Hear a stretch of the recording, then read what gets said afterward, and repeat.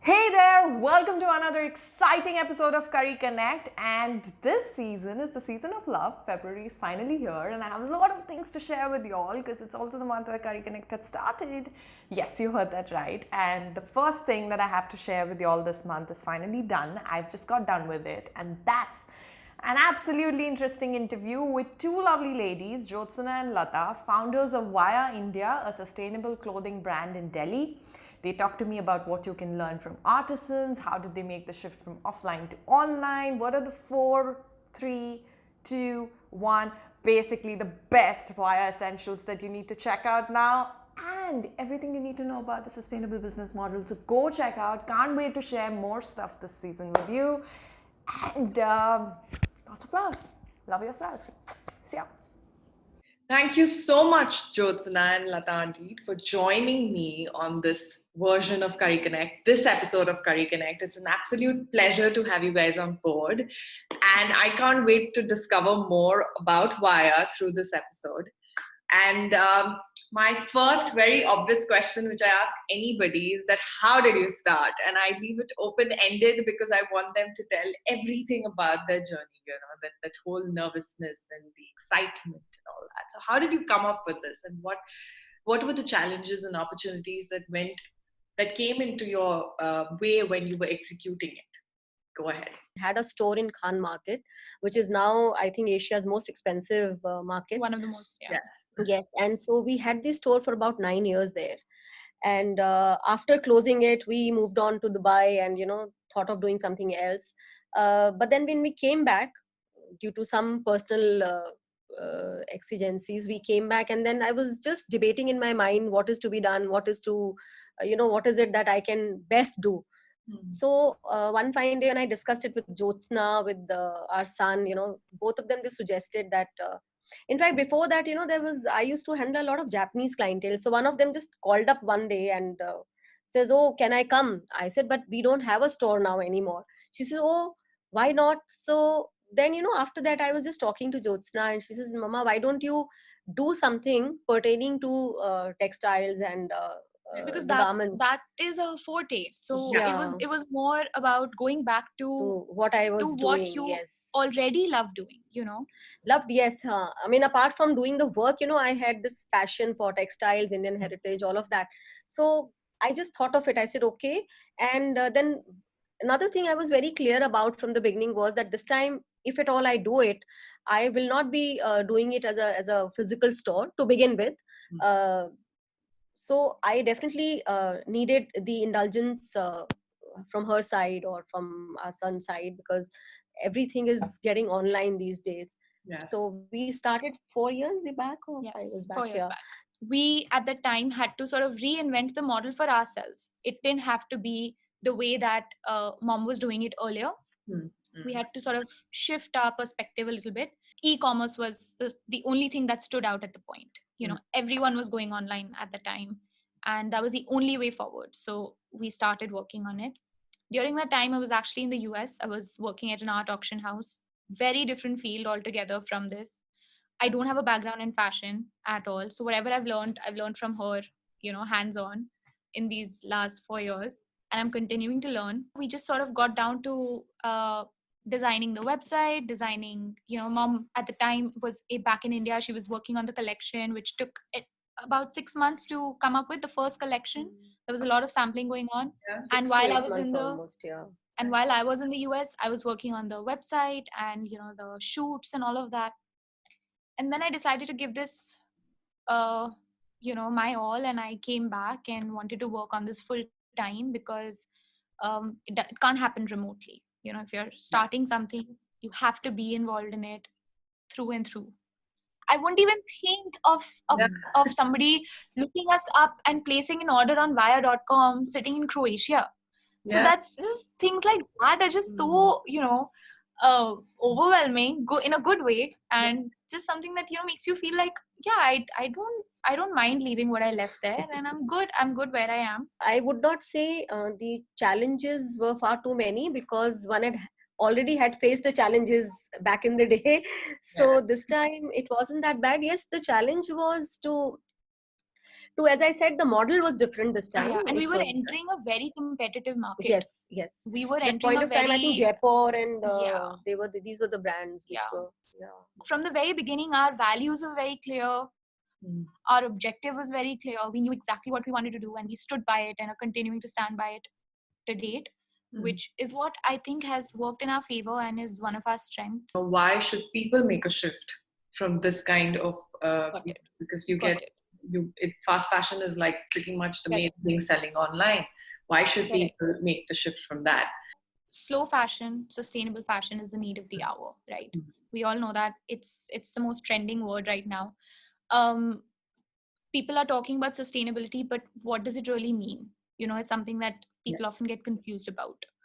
So to us and to our brand, what it really means is to be in collaboration with the environment around you. You have to collaborate with your environment, your existing environment, be it the people you work with, your work environment, or your physical environment, your geographical environment.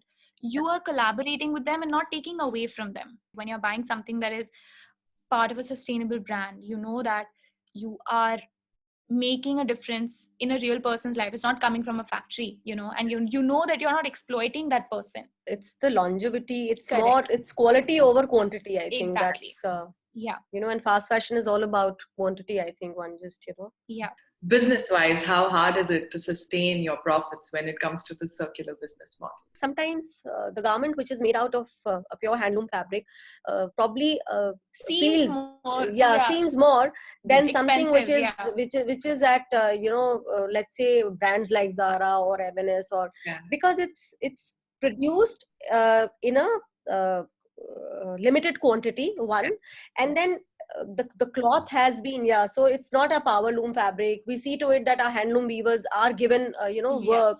So we will not, yes, it is difficult at times to sustain ourselves as a big profit making business, but one, you feel nice when you are sustaining yourself, your staff, your establishment. We have one store now, so it's okay. I mean, the fact that we have been able to sustain ourselves for so long, and we hope to do it for years to come. We try to keep our margins not as high as is generally seen. It's not possible because at the same time we want to be fair. Also, fair, we want to be ethical with our pricing also. And also the consumer is very aware these days, with the exhibitions every now and then everywhere. For sustainability to actually become a household name is when people decide to be more educated about it. You can't call ikat a print. You can't expect ikat, which is an actual hand woven design, which it's the design is actually woven into the fabric itself. It's not a block print. When people actually accept things like that weaving a design will be more expensive than actually printing a design. No, but of late I think there's been a lot of awareness. There has been awareness, but I just feel like it has to be more trickle down to a lot more people actually. Yes. Dive into 3 wire essentials that people must choose for their wardrobe. 3 from the founders. Oh, there are for us everything every piece. But essential. We will I think we particularly be talking about a red cuff kurta, which that actually is a lucky charm, and I'll tell you why. Because when we launched it in 2018, 8th of October 2018, I can't forget the date. We launched a very edgy piece without any expectations, thinking to ourselves, like how are people gonna react to this design? And till date, that piece has been one of our best sellers. People love very it. Simple, and it's a very simple, it's a very simple, daily wear almost kurta. And most inexpensive, I think, when we see the and we've purposely marked it at a price which is lower than all our kurtas because it actually worked as a lucky charm. The kind of response we got to that just on the first day. Nobody knew what Vaya was before that, but now like people see ikat. There are people who've stopped us on the road and said, "Acha, ye aapne Vaya ka kurta pehna hai." They may not know us by face, but they know that aesthetic is Vaya. Yeah, ikat has become our, we've used ikat in a lot of our garments. In fact, every collection that we bring about, we make sure that we have 1 or 2 pieces at least, which have got infusion of woven ikat into it. So Other than that, we have our silk chanderi ensemble, which is again very minimal, very wearable, very versatile, and still going strong. So these are our staples that will always remain, in our tissue collection. chanderi, that gold tissue chanderi is another. And I also noticed that you have a range of sizes available. You're not into so we're a body positive brand, so size inclusive. Can you tell me a very little bit about that? When I said that when we started, we had our values and our objectives clear, this was our most important one. We've and over the years, I've also had personal experiences with customers, who you're communicating with virtually, who actually have a lot of complex and insecurities about their bodies. They are uncomfortable with a certain type of color, they're uncomfortable with a certain type of cuts. And this bracket is, but they admire, they aim to wear, they want to wear it, but they don't know. They aspire to wear those colors, they aspire to wear those cuts, but they are not too sure of their body types. So and this age group that we're talking about is like, mom's age group. So they're very insecure about their bodies. Why is my question? Is because we don't have enough brands who are catering to these body types. We cater to all body types. We don't differentiate. I hate the word plus. We don't use that word at all. It's not a part of our dictionary. An Indian woman doesn't have a standard body size. It's always going to be a combination. It's the way our bodies are made. So we had decided from day one that our shoots will not have actual pin-up models. It'll have actual real people, because that's what our consumer is. And we want to make it as relatable as possible. So you're a mother-daughter duo, and I have a tough time even taking I remember my mom and I used to struggle to even study together. There would be something or the other that would happen. Even now, she's herself an artist. So even with her, if you're working together, then some or the other. So how does it work with you? What's the equation like? Yes, we argue a lot. No, but I think there is a side to it. I think I'm sorry, I'm just there is a lot to take and give.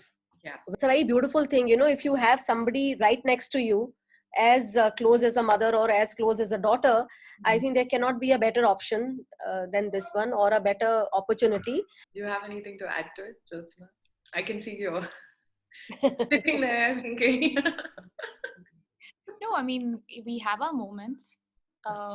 Anyone would, even if we're regular work partners and not related, there are situations where you may not agree with them, but at the same time, we are eating, breathing, living via all the time. It's the same goal.